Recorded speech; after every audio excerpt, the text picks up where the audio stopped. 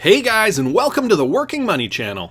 So as we know, the Swell conference is happening today and tomorrow, but there was this article that came out here yesterday, Ripple and XRP. Ripple launches new cross-border payment feature as Swell 2018 arrives, and essentially it's another kind of little piece of technology called multihop. Ripple has launched an expansive new feature for banks and financial institutions ahead of the company's Swell 2018 conference in San Francisco. The new tech is called multihop and allows companies that use Ripple's blockchain to settle payments on behalf of other firms. Siam Commercial Bank, SCB, is the first company to adopt the technology. Ripple designed the technology to help smaller financial institutions boost liquidity and lower fees.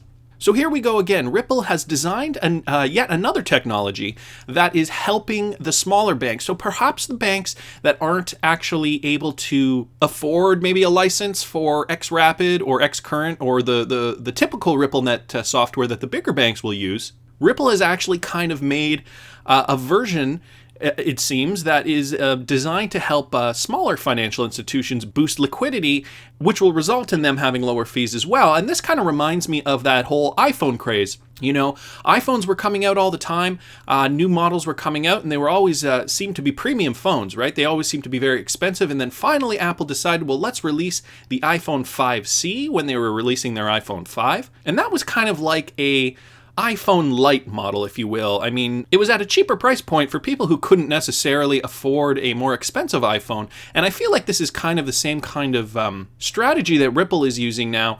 They're designing multi-hop to boost liquidity for banks, smaller banks. And so in the statement, with multi-hop, financial institutions can connect directly to SCB, which can settle and pay out across the region without exchanging currencies multiple times and adding heavy fees. The result is a seamless payment experience into and out of the ASEAN region, which is the Association of Southeastern Asian Nations. Earlier on in this article, they're talking about how that was a problem in that region. I'll link this article in the description, as I always do. For smaller financial institutions which previously did not have the ability to make payments into this nation, multi-hop will democratize access to those countries and make payments easier, regardless of payment size or their financial institution's pool of liquidity. So guys, this whole idea of democratizing access, Ripple is big on this. They want everybody to have access to be able to send funds quickly, instantly, using their products. This obviously benefits the world, but it also benefits Ripple, because the more people using their software, the more of a grasp they have on the financial payments market. So the next thing that's coming up here is Swell's coming up today, October 1st and 2nd. Will the Swell event usher in a new era for XRP in the markets? And this is a good question, right? The Swell event in San Francisco by Ripple kicks off later today. These are the times, these are the people, these are the places, yada yada. And so where to watch the coverage of the event? You can follow along through the social media pages of Ripple's Twitter account, LinkedIn, and Facebook. The team has also promised to make available video recaps of sessions at Swell on YouTube. The XRP community's expectations of the event, the recent spike in value of XRP in the market, was caused by news of XRapid being scheduled for launch in October. Since we are already in October, many XRP fans believe an announcement will be made at Swell. Of the developments of XRapid tests with banks and remittance service providers, the excitement is there in the cryptoverse, as can be seen by a tweet by @BankXRP, which stated the following. And then here's BankXRP's tweet. Swell hosted by Ripple starts tomorrow, connects with the world's leading experts on policy, payments, and technology for the most provocative dialogue in global payments today in San Francisco on October 1st and 2nd, with a wonderful photo here of San Francisco. I am totally kidding about that. This is my hometown of Toronto. I guess this was a stock footage from last year's Swell, as I know Ripple held Swell in Toronto last year, 2017. Nevertheless, Bill Clinton is going to be the keynote speaker at Swell this year, 2018. So guys, what is this going to mean for the price of XRP? And you know, a lot of people are kind of wondering about this. Will it make the price go up on good news, or will it actually make the price of XRP go down? I know it sounds kind of counterintuitive, but a lot of people have been buying on the rumor, selling on the news. With these recent announcements of XRapid, we've seen a spike here. So is it a classic case of that? If you guys don't know what that means, it's right here. Buy the rumor, sell the news is a market adage based on the belief that stock prices move in anticipation of rumors and rebound when profit taking occurs after the actual news is released.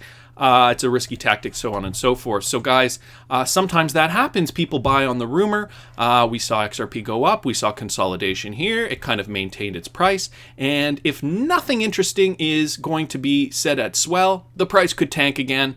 And, you know, this is all just nonsense, really, because people just...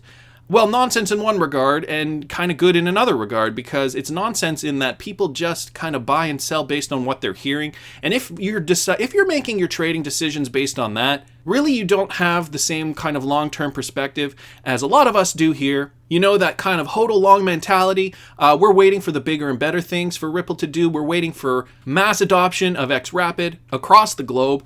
However, some people do just buy the rumor, sell the news. So it could go down. However, just as likely it could go up.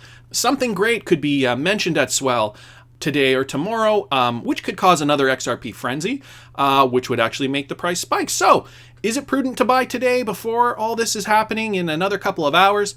Guys, there was one last thing I wanted to mention on Alex Cobb's Twitter. It was really interesting. On September 26th, he mentions Swell is only 5 days away. It will not be live streamed, but I'm excited to see the clips that Ripple does choose to release, because I believe there's a very good reason why it's not live streamed. And so what is Alex Cobb alluding to? Well, I'm not a mind reader, so I don't know. I haven't talked to him. However, this is what I think he's alluding to. I think if Ripple decides to live stream Swell, there is going to be too much chaos in the markets based on the news that they are preparing to release. So they have chosen, consciously, I might add, to not live stream Swell because they do not want the markets to react insanely over the fantastic, and this is what I'm assuming, the amazing news that they plan on releasing. You know, with technology today, we get information instantly, and if they decide to live stream this, the markets will go nuts. There'll be another huge bull run up, and that's great for us, but I don't think they want that to happen. I think they want to kind of keep a lid on it and let the news kind of get out slowly,